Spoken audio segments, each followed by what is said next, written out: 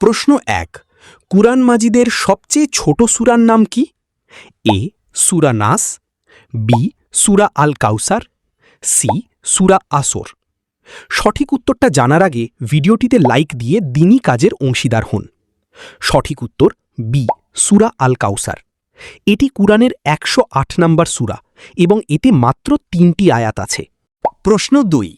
পবিত্র কুরআনের প্রথম অবতীর্ণ শব্দ কোনটি?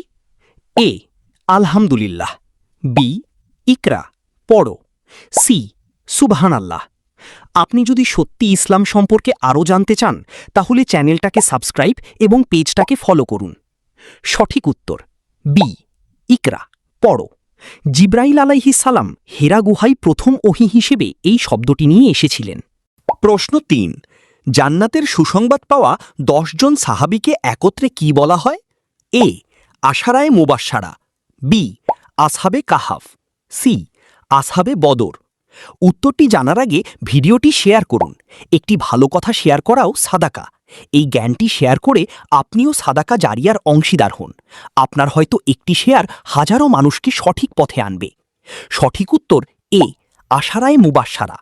নবীজি সাল্লাল্লাহু আলাইহি ওয়াসাল্লাম দুনিয়াতেই এই ১০ জন সাহাবীকে জান্নাতের সুনিশ্চিত সুসংবাদ দিয়েছিলেন। আপনি যদি সত্যি ইসলামকে ভালোবাসেন তাহলে কমেন্টে লিখুন আই লাভ ইসলাম।